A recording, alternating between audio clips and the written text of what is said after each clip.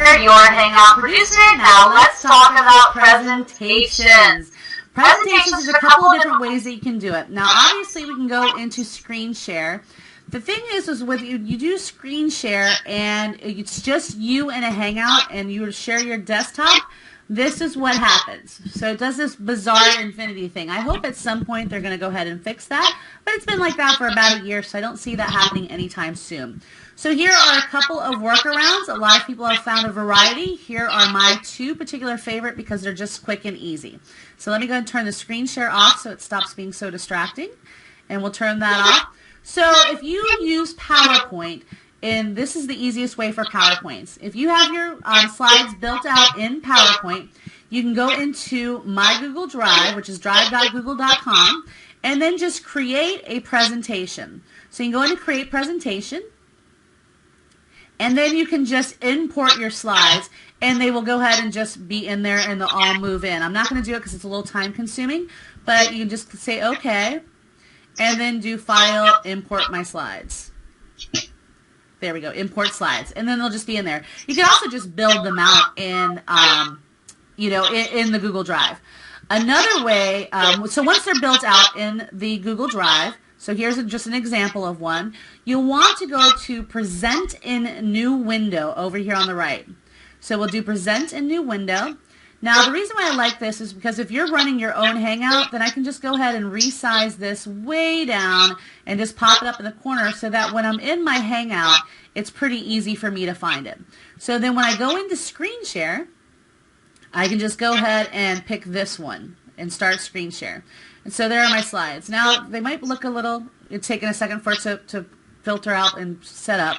And then you can just move them from here. Once you're clicked on the slide, I just use the keyboard. I use the arrows on the keyboard so it doesn't have that slide thing there. So that's how you would do it with PowerPoint and Google Drive presentation. Now, if you use Keynote, which is what I in particular use, you can export your slides as a QuickTime. And I know a lot of people get caught up in that it'll advance on its own. Nope, all you have to do, and you don't want the latest version of Keynote, it needs to be an older version. You can go into File, Export Your Slides, Export as a QuickTime, and make sure that Manual Advance is there, and then just click Next. And then we'll put that on my desktop, and we'll wait for that. I'm going to pause the video, and I'll be right back. Okay, so the export is done.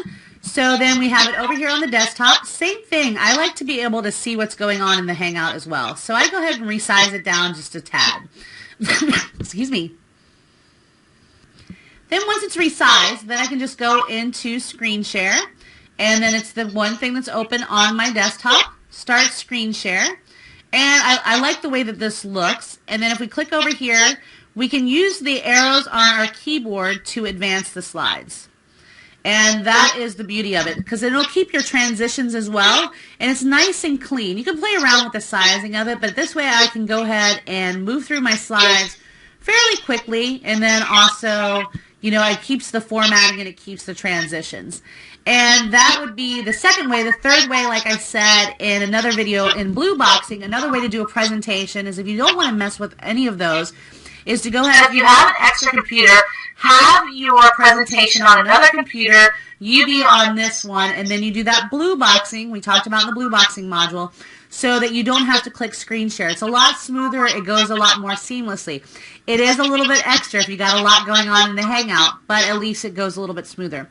And the other way is obviously the custom overlays that we talked about in the Hangout Toolbox module, which you could just pop up your calls to action just like that. I think it's great if you have 5 to 6 visuals. You can have them already saved, and then you can click on them that way. So whichever way you prefer, that's how you do presentations in Hangouts. See you on the next one. Hey, Jammer, it's Brandy Sweezy here.